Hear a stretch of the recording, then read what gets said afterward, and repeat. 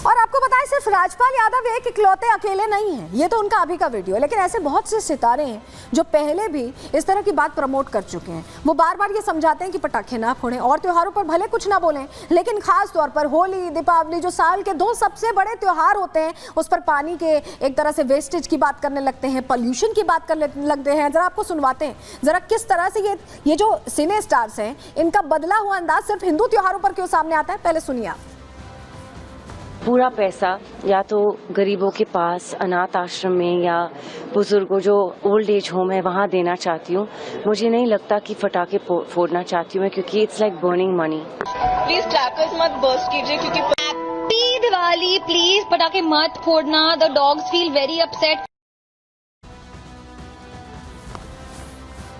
तो हिंदू त्योहार खास तौर से लोगों की आंखों में चुभ रहे हैं, ऐसा लग रहा है, क्योंकि आप देखिए ना, गणेश विसर्जन से आप पूरी तस्वीर देख रहे हैं। हम लगातार प्रहार में आपको दिखा भी रहे हैं कि कैसे हर त्योहार को टारगेट किया जा रहा है और हर त्योहार को टारगेट करने का स्टाइल अलग होता है, मॉड्यूल अलग होता है। अभी भी यही हो रहा है और यही कह रहे हैं बड़े चेहरे भी। सुनिए सर।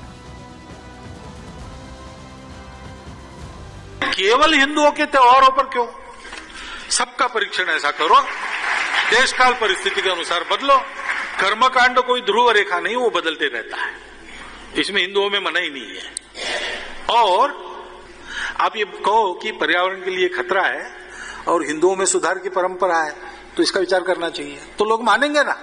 पटाखा शताब्दियों से नहीं, हजारों साल से चलते आ रहे हैं और सब लोग खुशी मनाते रहे, पूरा देश खुशी मनाएगा। और ये कहेंगे कि पटाखे न जलाओ। जो भी हिंदुओं का त्योहार आएगा, होली आएगी, कहेंगे कि रंग न खेलो। हम अपनी परंपराएं कैसे छोड़ते हैं? हम उसके उपाय करने चाहिए, प्रदूषण ना हो इसके उपाय करने चाहिए, पटाखे का स्वरूप चेंज हो जाए। लेकिन आप बंद कर दो, प्रतिबंध लगा दो, और आपने रैली रोकने का काम नहीं किया जो आपके कार्यकर्ता पंजाब में करा रहे हैं। लेकिन ये एक षड्यंत्र है त्योहारों को बाधित करने का, क्योंकि रामलला विराजमान हुए 550 साल के बाद अयोध्या में, और अब की दिल्ली की खुशी क्या पूरे देश की खुशी देखने बनती है। तो सुना आपने, राजनेता भी ये कह रहे हैं कि हिंदू त्योहारों से आखिर दिक्कत क्या है। और सवाल जो मुंबईकर्स पूछ रहे हैं, जो मुंबई के सिने स्टार्स पूछ रहे हैं, जरा मुंबई की एक खबर उनको दिखा देते हैं, वो जरूर उन्हें देखनी चाहिए क्योंकि उनकी आंखें खुलेंगी। जरा ये तस्वीर देखिए। हिंदू त्योहार में मुस्लिम परेशान हैं, वो कह रहे हैं कि आप लड़ियां मत लगाइए। आपके घरों पे भी आपने सजावट कर रखी होगी, दीपावली पर एक तरह से दीपों का जो त्योहार है उसे सजाने के लिए आप लाइट्स लगाते हैं, रंगीन लाइट से अपने घरों को एक तरह से रोशनी से नहला देते हैं। और देखिए उसको लेकर अब यहाँ पर बकझक हो रही है। सुनिए जरा। तो हमारी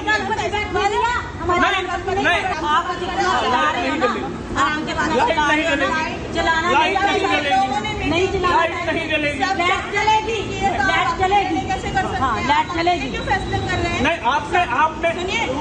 हमारा क्या बात हुआ? हमारा क्या बात हुआ? There is no festival in our society. तो हमारी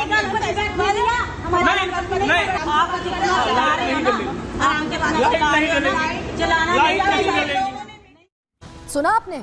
ऐसा लग रहा है कि दिवाली की रोशनी से एलर्जी सी हो गई है कि हमारी सोसाइटी में फेस्टिवल मनाया नहीं जा रहा है, इसलिए आप रोशनी नहीं लगा सकते अपने घर में। अब कोई हमें ये बताएगा कि हमें अपने घर में दीपावली के दिन दीपों को जलाना है या नहीं?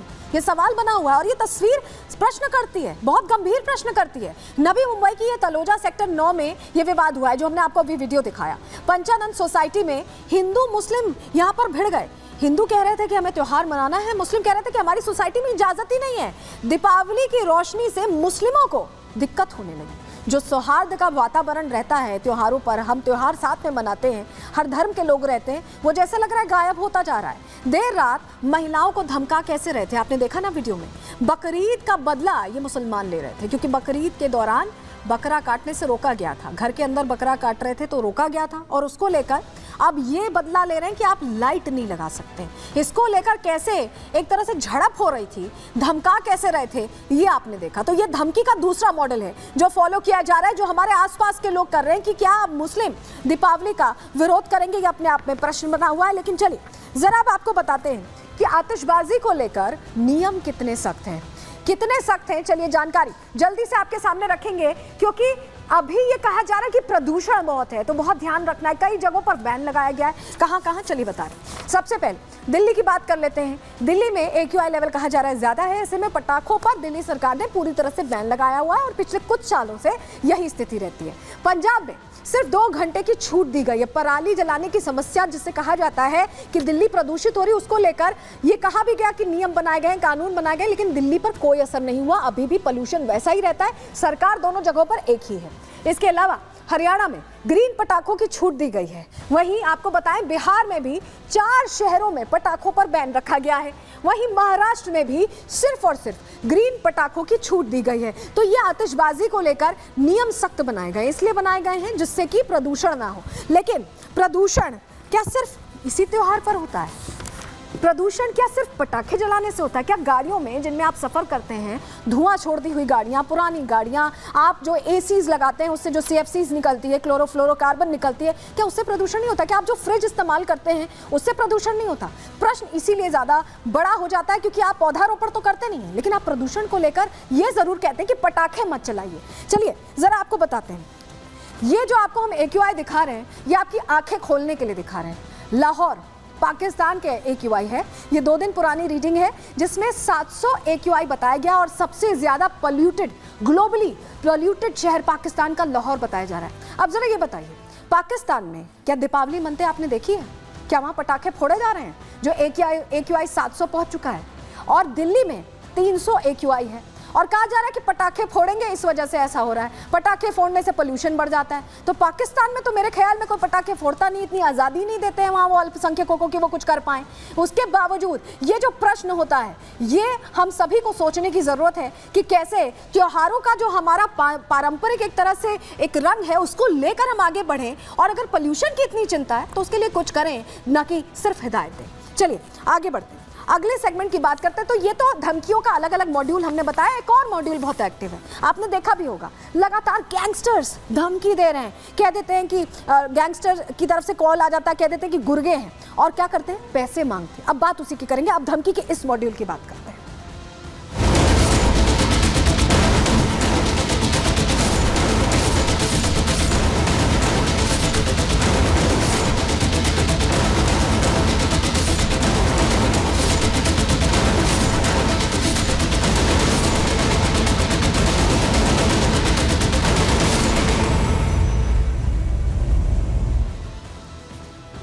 तो सलमान खान को लेकर कहा गया, अभी कुछ दिन पहले कहा गया लॉरेंस गैंग की तरफ से कॉल आई और ये कह दिया गया कि सीधी धमकी दे रहे हैं, पैसे दे दिए जाएं। और ये कॉल कहाँ आया? ज़ीशान सिद्दीकी के दफ्तर में आया। और जब तह तक जाने की कोशिश की गई तो बड़ा हैरान करने वाला खुलासा हुआ। ऐसा लग रहा है कि कुछ लोग चर्चा में बने रहने के लिए इस तरह की बात कर रहे हैं। वो सोच नहीं रहे हैं कि इसका आफ्टर इफेक्ट क्या हो सकता है। आफ्टर इफेक्ट जेल होता है, जो होता दिखाई भी दे रहा है। लॉरेंस का गुर्गा बन जाते हैं, कह देते हैं कि लॉरेंस का गुर्गा है। भले लॉरेंस को इस बारे में पता ही ना हो, वो जेल में बंद है, लेकिन उसके नाम को इस्तेमाल करके कैसे चर्चा में बने रहने की कोशिश हो रही है या पैसा लेने की कोशिश हो रही है, ये अब हम आपको बताने जा रहे हैं। और ये धमकी का एक अलग मॉड्यूल है, ये अलग मॉड्यूल है जो फॉलो किया जा रहा है। और यहाँ सिने स्टार्स को, राजनेताओं को, अलग अलग लोगों को धमकियां दी जा रही हैं। कैसे ये हो रहा है सब कुछ, चलिए आपको बताते हैं। देखिए, आपको बताएं कि सलमान को लेकर, देखिए सलमान और ज़ीशान सिद्दीकी को धमकी दी गई थी, कॉल आया था, आपको याद होगा। गुरफान नाम का शख्स है जिसकी तस्वीर हमने यहाँ पर लगाई हुई है। गुरफान ने दोनों को जान से मारने की धमकी दी थी।